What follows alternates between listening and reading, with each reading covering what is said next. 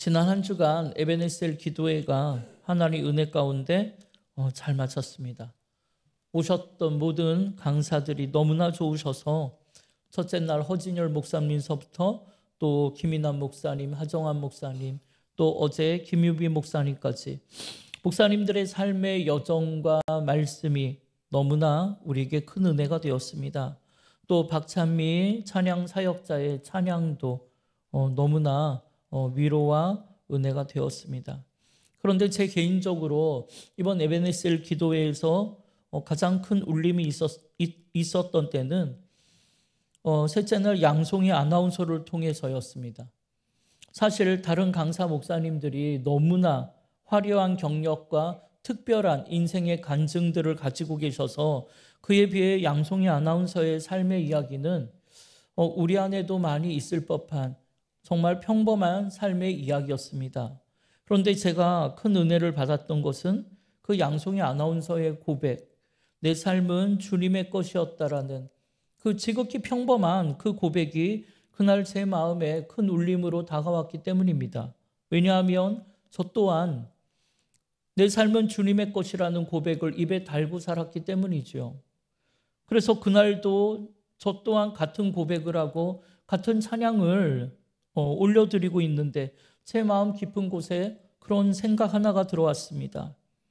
너는 지금 내 삶은 주의 것이라고 고백하고 있지만 정말 너의 삶은 주님의 편에 서 있는 것이냐? 너는 정말 주님의 것으로 살고 있느냐? 아마 제 고백을 들으신 주님의 물음이겠죠. 그런데 참으로 부끄러운 건 그런 주님의 물음 앞에 저는 아멘이라고 대답할 수가 없었습니다. 아니요, 주님 죄송합니다. 그렇게 대답하게 되었어요.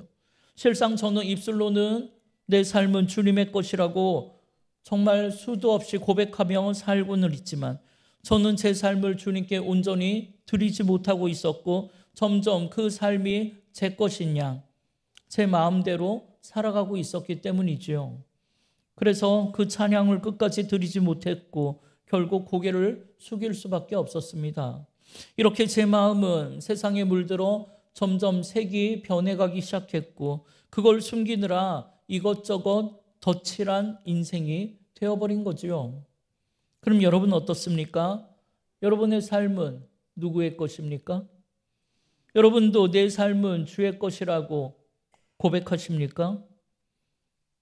그렇다면 정말 여러분의 삶을 주님께 온전히 내어드렸습니까? 아니면 아직도 여러분이 그걸 붙들고 사는 것은 아닙니까? 그래서 여전히 내가 판단하고 내가 결정하며 내 소견에 옳은 대로 그렇게 세상 기준에 물든 마음으로 섞여 살아가고 있는 것은 아닐까요? 예, 주님은 오늘 팔복의 6번째 복으로 마음에 대한 이야기를 하고 계신 거예요. 여러분 오늘 주님이 뭐라고 하십니까? 마음이 청결한 자는 복이 있나니 그들이 하나님을 볼 것이라 약속하셨습니다. 그런데 여러분 이건 앞선 5가지의 축복이 이루어진 자에게 주어지는 이야기예요. 그럼 여러분 앞선 5가지의 축복이 무엇이었습니까? 첫 번째가 심령이 가난한 자는 복이 있나니 뭐가 그들의 것이라고요? 천국이, 하나님의 나라가 그들의 것이랍니다. 이는 우리의 심령이 완전히 파산한 상태, 그러니까 스스로의 힘으로는 이제 일어설 수 없는, 아무것도 할 수 없다는 것을 믿음으로 고백하는 상태가 됐다라는 거예요. 그럼 여러분 하나님이 그걸 허락하시는 이유가 뭐라고요? 그건 오직 하나님만 바라보고 하나님만 의지하는 삶을 만들기 위해서입니다. 그래서 나와 함께 하시는 하나님만 바라보게 하심으로 날 위해 이 땅에 오신 예수 그리스도를 만나고 십자가의 은혜와 사랑 뜨겁게 체험하고 그런 구원의 감격, 영생의 기쁨 가운데 천국을 소유하는 축복을 누리게 하시는 거예요. 그렇게 함으로 저 세상의 올무에서 벗어나서 저 영원한 본향을 향한 믿음의 여정을 시작하게 되는 거죠. 사랑하는 여러분, 우리가 꿈꾸는, 우리가 원하는 진정한 행복이 여기에서부터 시작된다는 것을 절대로 잊어서는 안 되는 것입니다. 그럼 여러분 그 다음에 주님이 약속하신 2번째 축복이 뭐예요? 애통하는 자는 복이 있나니 그들이 뭘 받아요? 위로를 받는답니다. 그러니까 우리는 가난한 심령이 되어서 구원의 감격 속에 천국을 소유하게 되었어요. 그럼에도 그렇게 우리의 두 발은 천국을 딛고 서 있는데도 우리의 두 눈은, 우리의 마음은 여전히 세상을 부러워하며 살더라는 거예요. 이에 여전히 세상 물들어 살아가는 내 삶의 연약함을 보며 내 삶의 더러움을 바라보며 정말 창자가 끊어질 듯한 애통하는 심정으로 하나님 앞에 자복하고 회개하는 거예요. 그럴 때 여전히 내 기도의 손을 꽉 붙잡아 주시는, 여전히 나를 꼭 안아주시는 하나님 아버지를 내가 느끼게 되고, 괜찮다고, 걱정하지 말라고, 내가 너와 함께 있을 것이라 말씀하시는 우리 하나님의 깊은 위로를 받게 되는 것입니다. 그러면 그 다음에 세 번째 축복이 무엇이었습니까? 온유한 자는 복이 있나니 그들이 뭘 기업으로 받아요? 땅을 기업으로 받는답니다. 그럼 여러분, 어떻게 하면 너그럽고 그런 온유한 자가 될 수 있다고 했습니까? 먼저는 내 삶에 일어나는 여러 가지 모든 사건들을 통해서 내가 가난한 심령이 되어야 돼요. 그래서 나와 함께 하시는 하나님 앞에 내가 애통함으로 십자가의 은혜와 사랑을 뜨겁게 체험해야 합니다. 그 사랑을 소멸시키지 말아야 돼요. 그리고는 끝없는 풍랑과 비바람의 인생 속에서 반드시 그 풍랑을 허락하신 우리 하나님의 뜻이 있다는 것을 믿고 신뢰함으로 하나님만 의지하며 살아야 형들을 용서한 요셉처럼 미움과 원망과 억울함을 버릴 수 있고 너그럽고 온유한 삶을 살 수 있는 것입니다. 그럴 때 하나님이 통치하시는 그 땅을 기업으로 받아서 세상 죄악에 물들어 살아가던 내 삶이 거룩한 하나님의 땅으로, 눈물도 고통도 없는 평안과 기쁨의 땅으로, 미움도 원망도 억울함도 없는 사자가 어린 양과 함께 뛰어노는 평화와 행복의 나라로 변화된다라는 거예요. 그리고 나서 네 번째 축복으로 넘어가면 의에 줄이고 목마른 자는 복이 있나니 그들이 어떻게 된다고요? 배부른다는 거예요. 배부를 것이며. 예, 나는 지금 무엇에 줄이며 살아가고 있는가? 나는 무엇에 애타게 목말라하며 살아가고 있는가를 생각해 보면서 마지막 날이면 다 놓고 갈 저 세상의 것에 줄이고 목마른 자가 되지 말고 하나님의 의, 그러니까 나를 의롭다고 하시는 십자가의 은혜와 사랑에 줄이고 목말라 하면서 세상과 구별된 거룩한 삶을 살아가기 위해 애를 쓰며 살아야 한다는 거예요. 이를 위해 나를 구원하신 주님 만나기를 뜨겁게 사모하며 주님의 십자가의 은혜와 사랑으로 우리의 삶이 충만해지기를 진정으로 줄이고 목말라 해야 한다는 것입니다. 그렇게 살아갈 때 우리의 삶은 아직 변한 것이 하나도 없어도, 문제가 해결되지 않아도 우리는 세상을 다 가진 듯이 행복할 수 있고, 주님만 계시다면 무엇이든지 할 수 있을 것 같고, 하루하루 살아가는 것이 감사요, 찬송이요, 기쁨이 되어서 생명의 떡이 되시는 주님으로 인하여 먹지 않아도 배부른 인생이 되더라는 거예요. 그럼 여러분, 다섯 번째 축복이 뭡니까? 바로 긍휼히 여기는 자는 복이 있나니 그들이 어떤 축복을 받아요? 그들도 긍휼히 여김을 받는다는 거예요. 여러분, 당시에는 선민사상과 율법주의로 가득 찬 유대사회는 긍휼의 마음을 잃어버린 사회라고 했죠. 그러면 여러분, 그런 사회에서 그냥 세상 사람들처럼 살면 되지, 그러지 않고 왜 우리는 긍휼의 마음으로 살아야 한다고 했습니까? 그거는 우리 하나님이 인자와 긍휼이 무궁하신 분이기 때문입니다. 이에 우리가 하나님의 형상대로 지음받은 하나님의 자녀라면 마땅히 아버지를 닮아가는 건 당연한 것이겠죠. 그런데 여러분, 그때 성경이 말하는 하나님의 긍휼이라는 것은 단순히 누군가를 불쌍히 여기는 정도가 아니라 그의 삶 속으로 더 깊이 들어가서 그와 함께 즐거워하고 그와 함께 울어주며 심지어 그의 허물과 죄악까지도 십자가의 사랑으로 덮어줌으로 그를 다시 살게 하는 것, 이게 하나님의 긍휼이라는. 그렇게 살아갈 때 우리 또한 긍휼히 여김을 받는다는 거예요. 먼저는 하나님께로부터 우리는 긍휼히 여김을 받습니다. 그리고 더 나아가서 내가 그토록 원하던 내 가족들이 내 마음을 알아주고 나를 이해해주고 내 이웃들이 나를 긍휼히 여겨주더라는 거예요. 그러면 여러분, 이런 모든 제자된 삶의 축복을 받아 누리면서 오늘 주님이 제자들에게 약속하시는 6번째 축복이 과연 무엇입니까? 오늘 본문에 보니까 마음이 청결한 자는 복이 있나니 그들이 뭘 보게 된다고요? 하나님을 보는 축복을 누린다잖아요. 여러분, 이거야말로 진짜 우리가 그토록 원했던 그 축복 아니겠습니까? 그런데 여러분, 사실 우리가 살아가는 이 세상의 기준은 외모를 꾸미고 치장하는 일, 사람들에게 보여지는 그 겉모습을 더 중요하게 생각해요. 그러나 주님은 오늘 단호하게 말씀하십니다. 주님의 제자라면 그런 외적인 모습보다는 내적인 모습, 바로 이 마음이, 심령이 청결해야 한다라고, 그런 자가 하나님을 보는, 하나님을 아는, 하나님을 만나는 축복을 누린다라고 약속하고 계십니다. 여러분, 고린도서 4장 16절에 사도 바울이 뭐라고 합니까? 그러므로 우리가 낙심하지 아니하노니 우리의 겉사람은 낡아지나 우리의 속사람은 날로 새로워진다라고 그렇게 선포하잖아요. 그러니까 남들에게 보이는 겉사람에 신경 쓰지 말고 오히려 우리의 내면, 우리의 속사람에 신경 써야 한다는 거예요. 여러분, 겉사람이 낡아지는 것은 어쩌면 당연한 일 아니겠습니까? 그런데 그걸 억지로 붙잡아 놓으려고 막 얼굴에 화장도 하고 막 이렇게 얼굴에 막 이렇게 고치기도 하고 그러는 거 아니에요?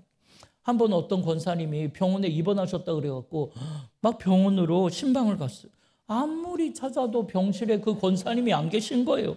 그래서 그 병실을 몇 번이나 들락날락 하고 있는데 권사님이 안 계세요. 근데 맨 끝에 침대에서 어떤 여자분이 목사님 그러는 거예요.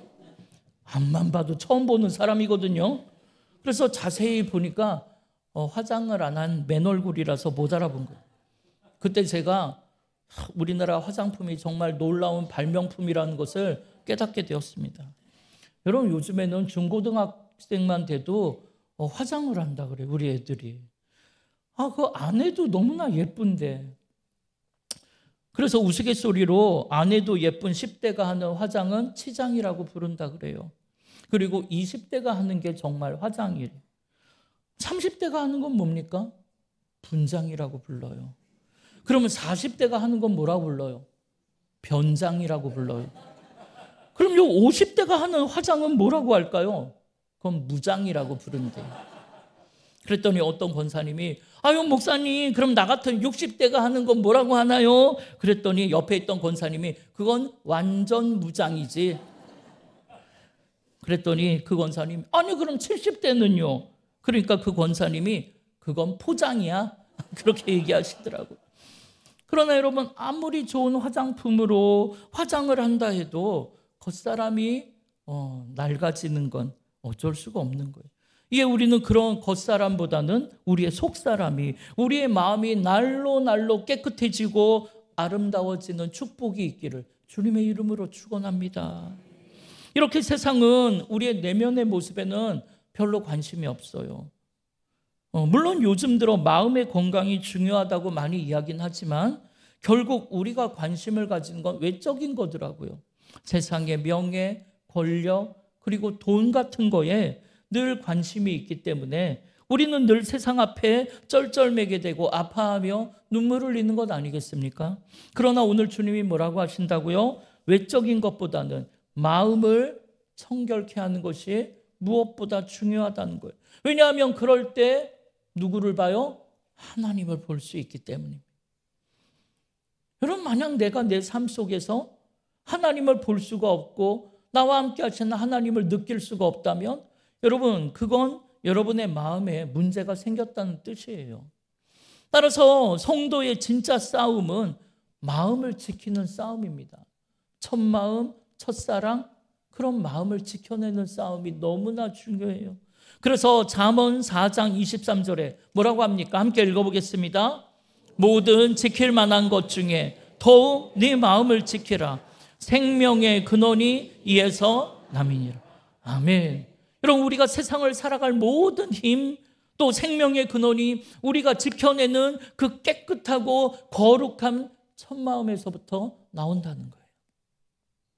반대로 얘기하면 그 마음을 잃어버리고 그 마음이 더럽혀진다면 우리는 세상을 살아갈 힘을 얻지 못한다는 거죠.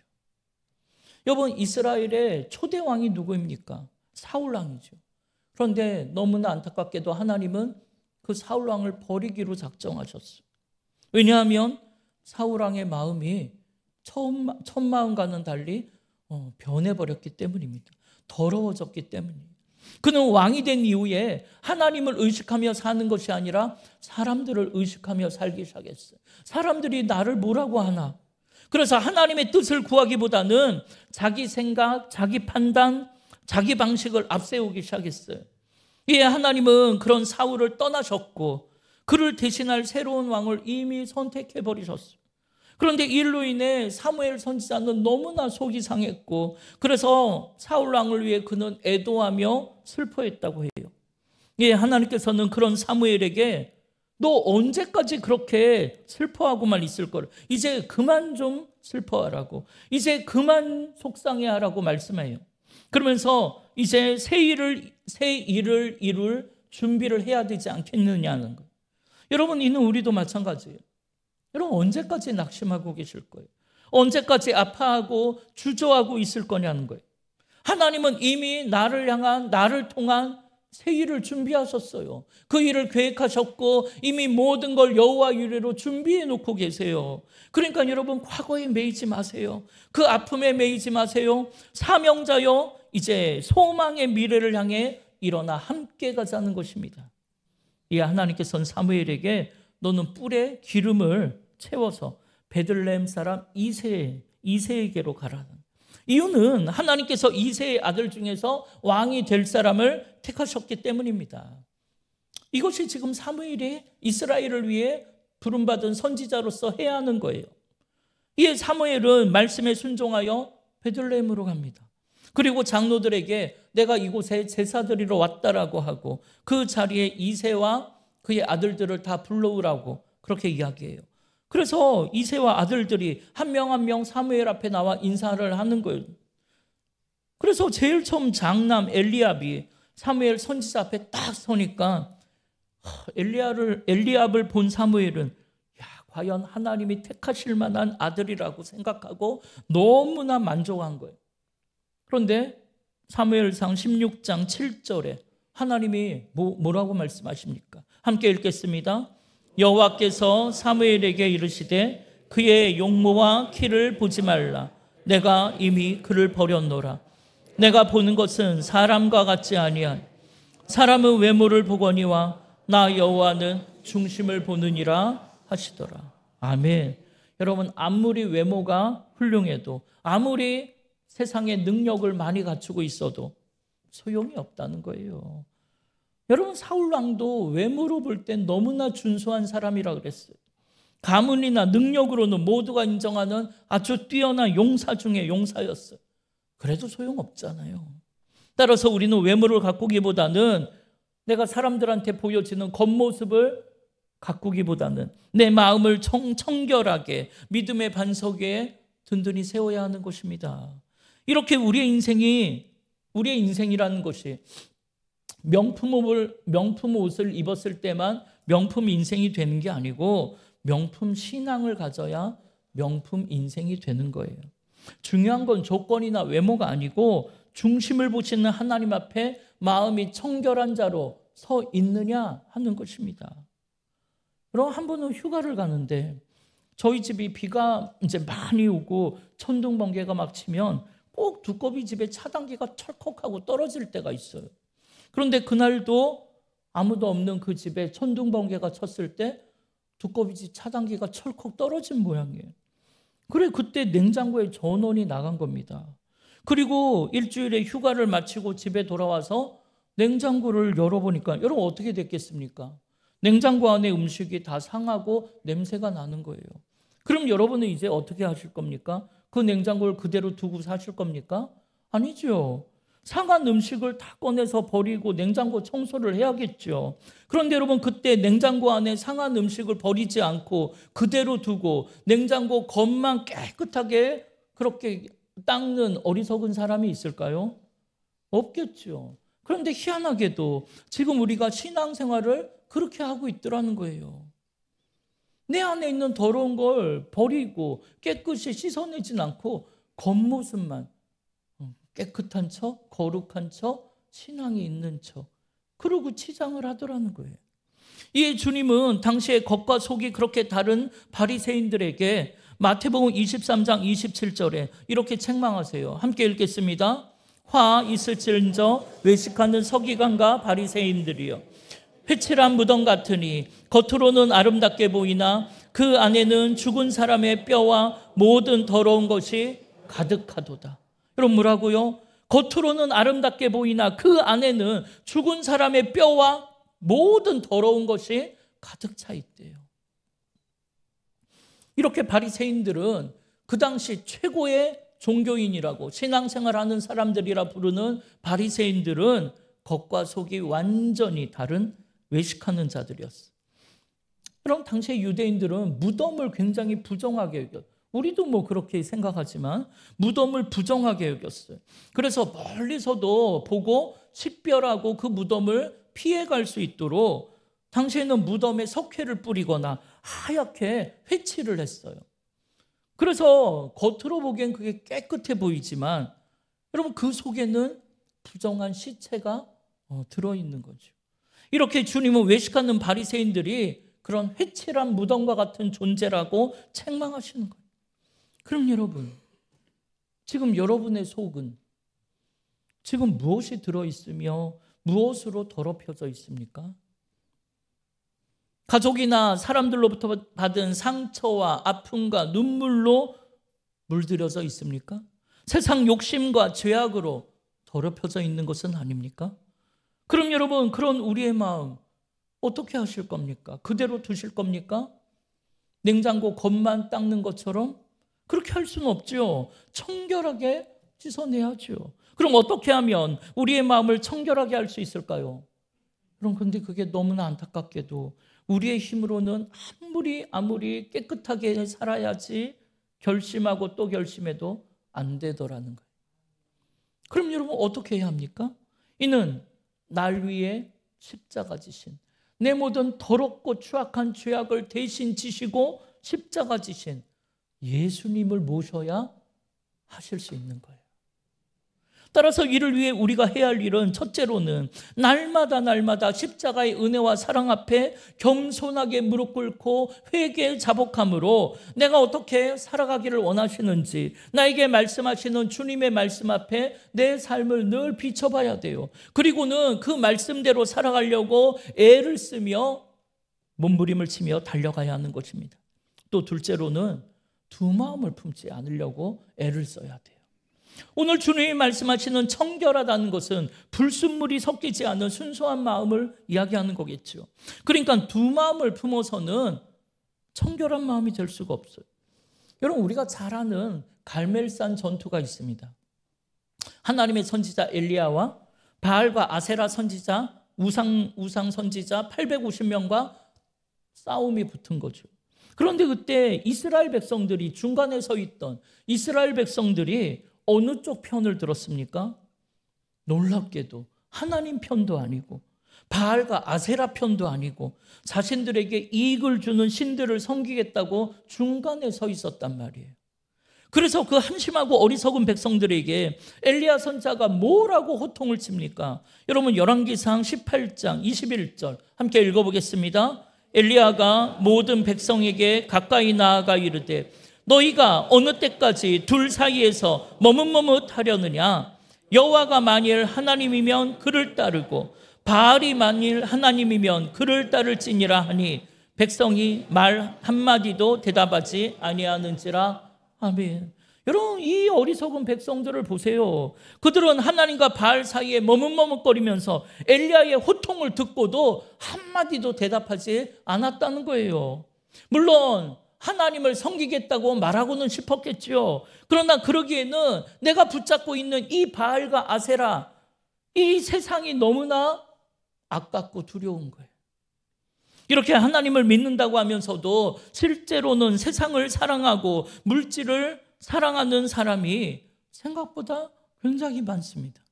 그러나 여러분, 절대로 두 주인을 섬길 수는 없는 것입니다. 우리 하나님은 절대로 속는 분이 아니세요. 다 알고 계시다 했어요. 따라서 세상 더러움에 물들어 살아가면서, 세상 붙들고 살아가면서 하나님의 나라의 영광도 얻고자 하는 자는 하나님의 축복을 받을 수가 없는 것입니다. 그렇다면 여러분은 어떻습니까? 혹시 여러분도 세상과 하나님 사이에서 여전히 머뭇머뭇하고 계신 것은 아닙니까? 여러분, 지금은 세상을 붙잡고 있는 손이 좋아 보이겠지만 결국 그 손을 놓지 못한다면 세상에 쩔쩔매며 끌려다니는 공허한 인생 될 거예요. 여러분, 마음이 청결하다는 것은 그런 세상의 욕망을 다 버리고 오직 하나님만 붙잡고 하나님만 의지하고 신뢰함으로 세상과 완전 구별된 삶을 사는 거예요. 갈렙이 바로 그런 사람이었고, 다윗이 바로 그런 사람이었고, 사도 바울이 바로 그런 사람 아니었겠습니까? 예, 오늘 우리는 그 길에서 머뭇거리지 말고 단호하게 그 손을 놓고 우리의 구원자 되시고 우리를 다스리시고 인도하시는 예수 그리스도의 손을 꽉 붙잡고 오직 한 마음으로 믿음으로만 달려가시기 바랍니다.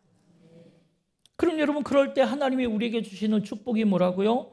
바로 하나님을 보는 거예요. 여러분, 하나님을 본다는 것은 하나님을 안다는 거예요. 여러분, 팔복의 핵심은 결국 하나님을 보고 만나고 느끼고 알고 동행하는 겁니다.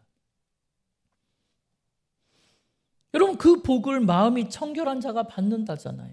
사랑하는 여러분, 그렇다면 여러분의 마음에는 하나님을 보고자 하는 사모함이 있습니까? 하나님의 인도하심을 신뢰하며 하나님의 인도하심에 동행하기를 여러분 소원하십니까? 그렇다면 여러분의 마음을 더럽히고 있는 것을 완전 깨끗이 씻어내버려야 돼요. 잘라내버려야 돼요. 한 손으로는 세상 붙잡고 다른 한 손으로는 하나님을 붙잡고 있으면 절대로 안 됩니다. 그러면 하나님이 언젠가 떠나버리신다잖아요. 믿음으로 세상을 붙잡은 손을 과감하게 놓을 때 정말 하나님을 바라보게 되는 축복의 삶이 여러분에게 시작될 거예요. 여러분, 이사야 55장 6절에 보면 너희는 여호와를 만날 만한 때에 찾으라. 가까이 계실 때에 그를 부르라고 했어요. 그리하면 그가 너희를 긍휼히 여기시리라고 말씀하셨어요. 또 고린도후서 6장 2절에는 보라, 지금이야말로 은혜 받을 만한 때요, 보라, 지금이야말로 구원의 날이라 했어요. 사랑하는 여러분, 아직도 이 약속이 유효할 때, 지금이야말로 하나님을 만날 만한 때고 십자가의 은혜와 사랑을 받을 만한 때인 줄 믿습니다. 따라서 지금 하나님을 보지 못하는 사람, 만나지 못하는 사람이야말로 가장 불쌍한 인생 아니겠습니까? 그는 세상의 부귀영화를 누릴지라도 실상은 아무것도 누릴 수가 없는 공허한 인생이 되는 거예요. 그러나 세상의 것은 하나 없지만 하나님을 보고 듣고 느끼고 만나는 인생이 되신다면 그는 모든 것을 가진 자가 되는 것입니다. 여러분, 우리 다음 주면 행복축제 해야 돼요. 여러분, 우리는 하나님을 보는 정말 행복한 사람인데 저들은 하나님을 아직 볼 수 없는 너무나 불쌍한 인생 아니겠습니까? 여러분, 그들에게 하나님을 보여주시기 바랍니다. 여러분 안에 계신 하나님, 그걸 우리의 사랑으로 그들에게 흘려보내시기를 바라요. 예, 이번 한 주간 우리가 그렇게 하나님을 뜨겁게 만나기를 사모하면서 십자가의 보혈로 여러분 마음이 청결한 자가 되시기를 바랍니다. 그래서 나를 이처럼 사랑하시는 우리 하나님을 보고 듣고 느끼고 만나고 동행함으로 우리를 만나는 모든 사람들에게 우리 하나님의 사랑이, 그 은혜가 흘러가는 복된 삶이 되기를 주님의 이름으로 축원합니다. 우리 이 시간 함께 결단하며 찬양하시길 원해요. 이 찬양 드릴 때 우리 하나님을 바라보는, 하나님을 만나는 은혜가 있길 바랍니다.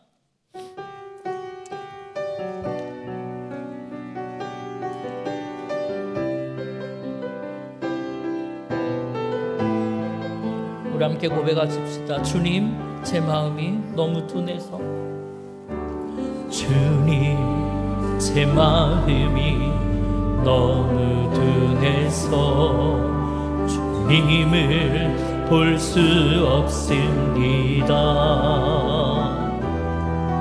이 땅에 속하여 이 땅만 보다가 주님 손을 놓쳤습니다.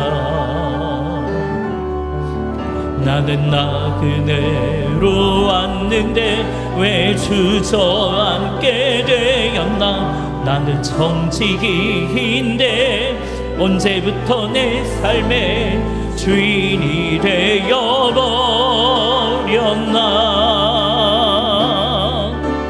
믿음이 없이는 기쁘시게 못하나니 고된 수고도 다 헛될 뿐이라.